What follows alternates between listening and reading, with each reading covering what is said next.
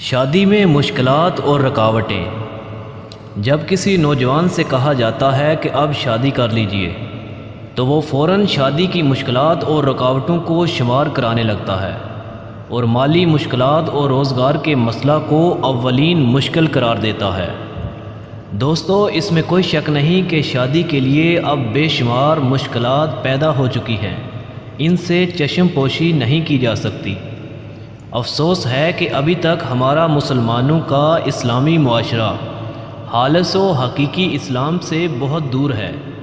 پیارے دوستو، اگر شادی میں اسلام معیار قرار پاتا، یعنی اسلام کے معیار پر شادیاں کی جاتی، تو اکثر بلکہ تمام مشکلات کا قلعہ کما ہو جاتا۔ بہرحال شادی کی راہ میں بہت سی مشکلات اور مواقع موجود ہیں اور ان کے لیے راہ حل تلاش کرنا چاہیے۔ میرے پیارے دوستو، راہ حل کو دو طریقوں سے ہی تلاش کیا جا سکتا ہے اور دو لحاظ سے ہی اس میں غور و فکر کیا جا سکتا ہے۔ ایک کے لیے طویل زمانہ اور دوسرے کے لیے مختصر مدت درکار ہے۔ طویل زمانہ والا طریقہ قوم کے سربراہ، حکومت کے ذمہ دار، معلمین اور دانشوروں پر مربوط ہے۔ وہی اس کا حل تلاش کر سکتے ہیں۔ انہیں پورے معاشرے کی اصلاح اور فلاح کے لیے غور کرنا چاہیے، اور مختصر مدت کا طریقہ خود نوجوانوں اور ان کے والدین پر مربوط ہے۔ انہیں فوری طور پر اس کا حل تلاش کرنا چاہیے کہ ان حالات کے باوجود کیا کرنا چاہیے۔ دوستو، اس وقت ہم نوجوانوں اور ان کے والدین کو درپیش مسائل کو ملاحظہ فرماتے ہیں اور ان کا حل قرآن و حدیث کی روشنی میں پیش کرتے ہیں۔ مالی و اقتصادی مشکل۔ سب سے پہلی مشکل مالی مشکل ہے، یعنی مال و دولت کا قلیل ہونا۔ دوستو، یہ مشکل خود معاشرے کی ایجاد کی ہوئی ہے، ورنہ شادی کی مشکلات سے اس کا کوئی تعلق نہیں۔ خدا تعالیٰ اور علماء حق نے اس سلسلہ میں بہت سی بشارتیں دی ہیں۔ دوستو، جو نوجوان شادی کرنا چاہتے ہیں اور مالی مشکل کو شادی میں سب سے بڑی رکاوٹ سمجھتے ہیں، تو ان کے لیے خدا تعالیٰ قرآن پاک میں ارشاد فرماتا ہے کہ غیر شادی شدہ کی شادی کر دو۔ اگر وہ مفلس و ندار ہے تو خدا اپنے فضل و کرم سے اسے مالدار بنا دے گا۔ دوستو، یہ خدا کا وعدہ اور ضمانت واضح اور روشن ہے، تو خدا سے زیادہ کس کی ضمانت پر یقین کیا جا سکتا ہے؟ میرے جوان بھائی بہنوں، اس وعدہ کا یقین کیجیے، انشاءاللہ اچھا نتیجہ برآمد ہوگا۔ اسی سے متعلق حضور اکرم صلی اللہ علیہ وآلہ وسلم کے ارشادات بھی سماعت فرمائیں۔ آپ صلی اللہ علیہ وآلہ وسلم نے فرمایا، اپنے غیر شادی شدہ افراد کی شادی کرو، کیونکہ خدا شادی کی وجہ سے ان کے اخلاق کو سنوارتا ہے، اچھا بنا دیتا ہے اور ان کے رزق میں وسعت اور برکت ڈال دیتا ہے۔ اور ساتھ ہی فرمایا کہ جو شخص فقر و نداری اور مفلسی کے خوف سے شادی نہیں کرتا، وہ خدا سے بدگمان ہے۔ اس کو خدا پر توکل اور بھروسہ نہیں، کیونکہ خدا فرماتا ہے کہ اگر تم مفلس و ندار ہو تو میں اپنے فضل و کرم سے تمہیں بے نیاز کر دوں گا۔ اور پھر ارشاد فرمایا کہ رزق بیوی بچوں کے ساتھ ہے، شادی کرو، اس سے رزق میں اضافہ ہوگا۔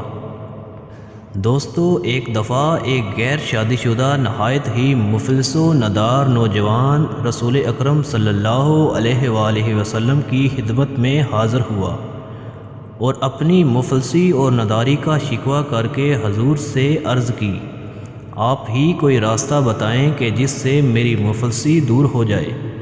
آپ صلی اللہ علیہ وآلہ وسلم نے ارشاد فرمایا کہ اے شخص، تم شادی کر لو۔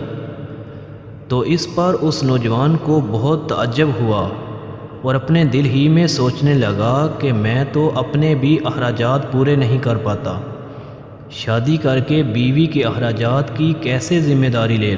لیکن چونکہ اس نوجوان کو آقا دو جہاں صلی اللہ علیہ وآلہ وسلم کے فرمان پر پختہ یقین اور بھروسہ تھا، اس لیے اس نے شادی کر لی۔ اور دوستو، جیسے ہی دن گزرتے گئے تو آہستہ آہستہ اس کی زندگی میں خوشحالی آ گئی اور مفلسی اور نداری سے نجات مل گئی۔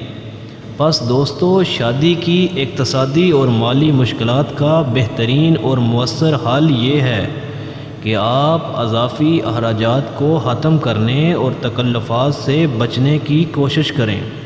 انشاءاللہ آپ کی ساری زندگی خوشحال ہوگی۔ تعلیم کا سلسلہ جاری رکھنا۔ دوستو، حصول علم کے حوالے سے رسول اکرم صلی اللہ علیہ وآلہ وسلم نے ارشاد فرمایا کہ علم حاصل کرنا ہر مرد و عورت پر فرض ہے، اور فرمایا علم انسان کو صدیوں تک زندہ رکھتا ہے، ورنہ جسمانی زندگی کے تو دن مقرر ہیں۔ اور پھر ارشاد فرمایا علم حاصل کرو ماں کی گود سے قبر کی دیواروں تک۔ یاد رکھنا، ماں باپ طلباء کی شادی میں بہترین کردار ادا کر سکتے ہیں۔ انہیں چاہیے کہ بچوں کی مدد کریں تاکہ وہ اپنے تعلیمی سلسلہ کو جاری رکھیں اور شادی بھی کر لیں، اور ازدواجی زندگی سے بہرہ مند ہوں اور کنوارہ پن کے نقصانات سے محفوظ رہیں۔ یہ کام اس طرح ہو سکتا ہے کہ لڑکا لڑکی کے والدین سنجیدگی سے سوچیں کہ ہم پہلے ہی لڑکا لڑکی کے اخراجات برداشت کر رہے ہیں، اس میں کیا حرج ہے کہ ہم اس کی شادی کر کے اور چند سال اس کے اخراجات کو برداشت کریں تاکہ وہ تعلیم کو مکمل کرے اور خود کفیل ہو کر ہم سے الگ زندگی گزارنا چاہے تو وہ بھی گزار سکے۔ یہ بات لازم یاد رہے کہ اگر چند سال کنوارے رہیں گے تب بھی ان کے اخراجات ہم ہی کو برداشت کرنا پڑیں گے۔ بہتر ہے کہ لڑکا لڑکی کی شادی کر دیں اور چند سال تک اسی طرح اخراجات برداشت کرتے رہیں۔ یہ شادی نہ ہونے اور تنہا رہنے سے زیادہ بہتر ہے۔ میں امید کرتا ہوں کہ اگر والدین اسی نہج سے، اسی طریقہ سے سوچیں گے تو ضرور صحیح نتیجہ تک پہنچ جائیں گے۔ دوستو، یاد رکھنا، خدا تعالیٰ نے میاں بیوی کے لیے بہت بڑا اجر قرار دیا ہے، جو کہ زندگی کے کاموں میں ایک دوسرے کی مدد کرتے ہیں۔ جیسے گھریلو کاموں کو مشترکہ طور پر انجام دینے میں محبت میں اضافہ ہوتا ہے، اسی طرح میاں بیوی بھی جو کہ طلباء ہوں، وہ علمی اور درسی امور میں اچھی طرح ایک دوسرے کی مدد کر سکتے ہیں، اور یہ ازدواجی زندگی کتنی لذت بخش اور ترقی دینے والی ہوگی اس کا کوئی اندازہ نہیں لگایا جا سکتا۔ شادی کے بعد رہائش کی مشکل۔ دوستو، اگر ممکن ہو تو اپنا گھر فراہم ہونے تک دلہن اور داماد اپنے والدین کے گھر ہی میں زندگی گزاریں۔ دنیا میں عام رواج ہے کہ لوگ کرائے کے گھر میں رہتے ہیں۔ آپ لوگوں کو چاہیے کہ سادہ اور کم کرایہ والا گھر خرید لیں اور اس کی دشواریوں کو اپنا گھر فراہم ہونے تک برداشت کریں۔ انشاءاللہ اللہ تعالیٰ بہت جلد آسانیاں پیدا فرمائے گا، کیونکہ اللہ تعالیٰ اپنی مخلوق پر اس کی طاقت سے زیادہ بوجھ نہیں ڈالتا۔ شریک حیات کا انتخاب۔ شریک حیات کے انتخاب کے سلسلے میں ہمارے پاس کچھ معیار ہونے چاہیے، یعنی لڑکے لڑکیوں کے کچھ معیار ہوں، اور انہیں یہ معلوم ہونا چاہیے کہ ان کے مطلوب شریک حیات کے کیا خصوصیات اور امتیازات ہونے چاہیے۔ دوستو، یاد رکھنا، اصل کام یہ ہے کہ مسافر کی طرح پہلے اپنے مقصد کا تعین کریں، اس کے بعد سفر کریں۔ لیکن اگر کوئی شخص صرف یہ جانتا ہے کہ مجھے سفر درپیش ہے اور منزل سے ناواقف ہے تو یقیناً وہ پریشان ہوگا اور غلط راستے پر لگ جائے گا۔ اب ہم آپ کے سامنے معیار، صفات اور امتیازات کو پیش کر رہے ہیں تاکہ آپ اچھی زندگی کے لیے اچھا ہم سفر تلاش کر سکیں۔ دیندار۔ دوستو، سب سے پہلے ہم بات کرتے ہیں کہ جس شخص کے پاس ایمان نہیں، اس کے پاس کچھ بھی نہیں۔ شریک حیات کے انتخاب کے سلسلے میں ایک شخص نبی اکرم صلی اللہ علیہ وآلہ وسلم سے ہدایت لینے آیا تو آپ صلی اللہ علیہ وآلہ وسلم نے فرمایا کہ تمہارے لیے واجب ہے کہ دیندار عورت سے شادی کرو، اور پھر فرمایا جو شخص کسی عورت سے اس کے مال کی خاطر شادی کرتا ہے تو خدا اسے اس کے حال پر چھوڑ دیتا ہے، اور جو شخص صرف اس کی خوبصورتی اور حسن کی بنا پر شادی کرتا ہے تو وہ اس عورت میں قابل نفرت چیزیں دیکھے گا، اور جو شخص کسی عورت سے اس کی دینداری اور ایمان کی بنا پر شادی کرے گا تو خدا تعالیٰ اس کے لیے اس عورت میں سارے معیار کو فراہم کر دے گا۔ نیک اخلاق۔ دوستو، نیک اخلاق سے مراد صرف خوش ہو کر ملنا اور خندہ پیشانی سے پیش آنا ہی نہیں، کیونکہ بعض موقعوں پر مسکرانا اخلاق کے مطابق نہیں ہوتا بلکہ اخلاق کی ضد شمار کیا جاتا ہے، بلکہ نیک اخلاق سے مراد وہ صفات، عادات اور اطوار ہیں جو عقل و شعور کی نگاہ میں پسندیدہ شمار ہو۔ خاندانی شرافت۔ خاندانی شرافت سے مراد شہرت، مال و دولت اور سماجی مقام و منزلت نہیں، بلکہ اس سے مراد دینداری اور پاکیزگی ہے۔ اس سلسلے میں نبی اکرم صلی اللہ علیہ وآلہ وسلم نے ارشاد فرمایا کہ صالح اور شریف خاندان میں شادی کرو، کیونکہ نطفہ کا اثر ہوتا ہے۔ اور پھر فرمایا، اچھی طرح دیکھو کہ اپنی اولاد کو کہاں قرار دے رہے ہو، یعنی اپنی اولاد کے لیے کس کو ماں باپ بنا رہے ہو، کیونکہ نطفہ اور وراثتی خصوصیات خفیہ طور پر بچے میں منتقل ہو جاتی ہے اور اپنا اثر دکھاتی ہے۔ عقل مند۔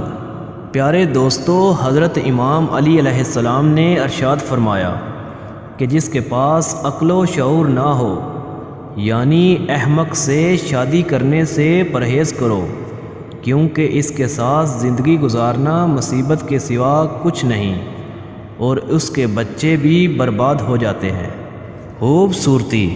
جان لو کہ مرد کا خود کو سنوارنا عورت کی عفت و پاک دامنی میں اضافہ کرتا ہے، کیونکہ اگر شوہر اپنی زوجہ کے حسن و جمال سے مطمئن ہوگا تو پھر اس کی آنکھیں اور خیالات دوسری عورتوں کی طرف نہیں جائیں گے۔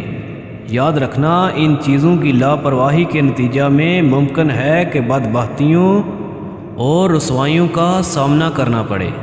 علم کا معیار۔ شریک حیات کے انتخاب اور ازدواجی زندگی میں تعلیم کو ایک خاص اہمیت حاصل ہے۔ اس سلسلہ میں سب سے اہم نقطہ یہ ہے کہ علمی اعتبار سے میاں بیوی دونوں کو ایک دوسرے کا کفو اور ہمسر ہونا چاہیے۔ وہ دونوں ایک دوسرے کے خیالات کو سمجھ کر اچھی اور خوشحال زندگی گزار سکیں۔ بزرگوں کے اعتراضات۔ اگر نوجوانوں کی راہ میں رکاوٹ پیدا کی جائے اور بہانے بازی سے کام لیا جائے اور جوان یہ سمجھ جائیں کہ اعتراض کرنے والے حق پر نہیں ہیں تو پہلے ان سے براہ راست گفتگو کریں۔ ایسے موقعوں پر شرم و حیا کو جھٹک دیں اور ادب و احترام کے ساتھ کہیں کہ ہم شادی کرنا چاہتے ہیں، آپ ہمارے بزرگ ہیں، اس سلسلہ میں ہماری مدد کیجیے اور ہماری کامیابی کی راہ میں رہنا اندازی نہ کیجیے۔ آپ کا احترام ہمارے اوپر واجب ہے۔